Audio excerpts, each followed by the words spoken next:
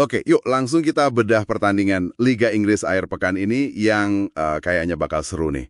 Manchester United lawan Sunderland di Old Trafford 4 Oktober.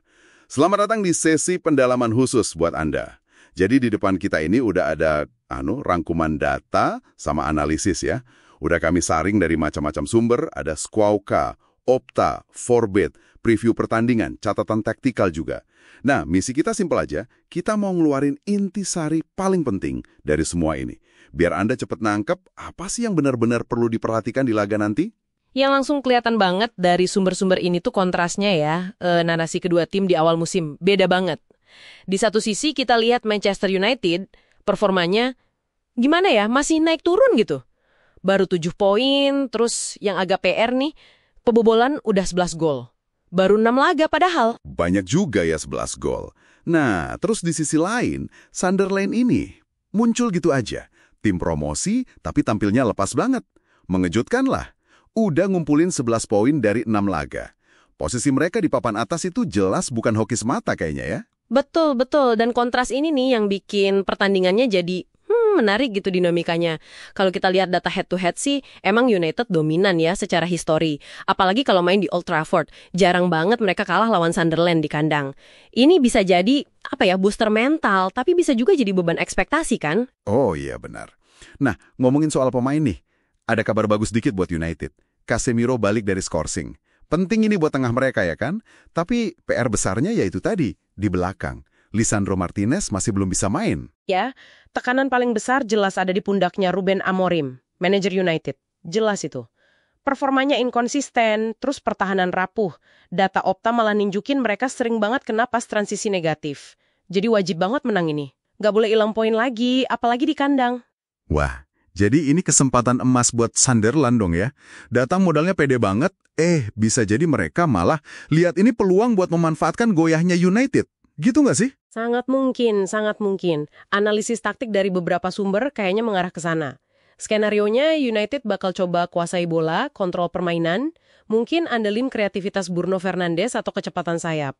Tapi, tantangannya tuh bongkar pertahanan Sunderland. Mereka kayaknya bakal main disiplin, nunggu di belakang, rapat. Berarti Sunderland bakal ngandelin serangan balik cepat sama bola mati ya?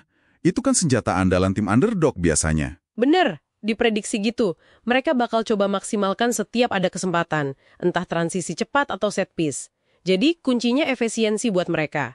Nah, pertarungannya nanti mungkin soal siapa yang lebih rapih jalanin strateginya, sama siapa yang mentalnya lebih kuat pas laga udah jalan. Oke. Jadi kalau dirangkum nih, kekuatan lawan, kelemahan, United jelas punya kualitas individu di depan, oke, faktor Old Trafford juga ada, tapi yaitu lini belakangnya agak keropos ya.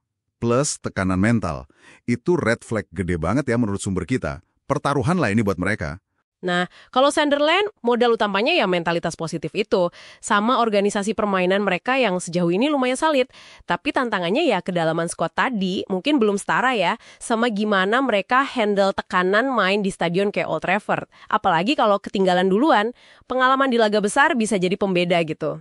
Terus, solusi kuncinya apa nih menurut analisis? Buat kedua tim? Buat United, kuncinya di perbaikan pertahanan secara tim.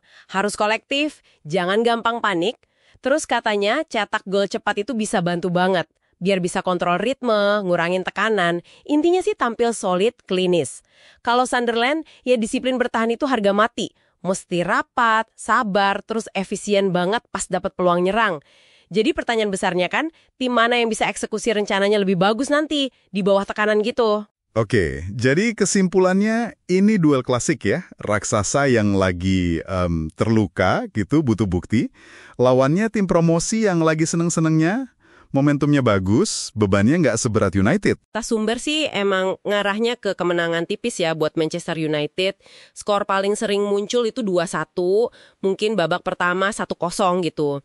Tapi perlu dicatat juga potensi imbang 1-1 itu disebut juga cukup kuat sebagai alternatif.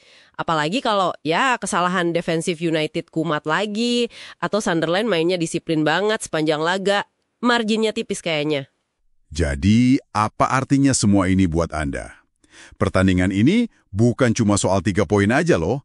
Ini soal tekanan, soal karakter, soal momentum juga.